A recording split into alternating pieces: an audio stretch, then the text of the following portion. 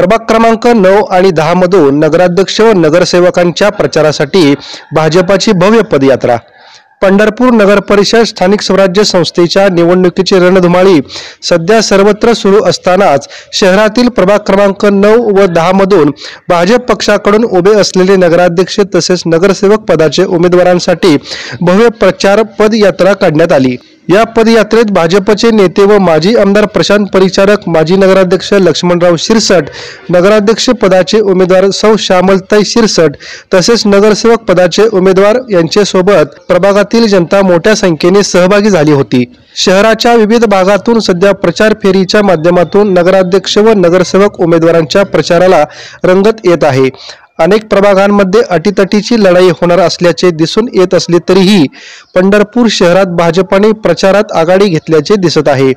ठिकठिकाणी मतदार राजा प्रचार फेरीचे स्वागत करून उमेदवारांना शुभेच्छा देताना दिसतात। भाजपचे सर्व पदाधिकारी, नेते मंडळी या प्रचारामध्ये सहभागी झाल्यामुळे प्रचार फेरीच्या माध्यमातून जनतेमध्ये उत्साह निर्माण झाल्याचे दिसत आहे।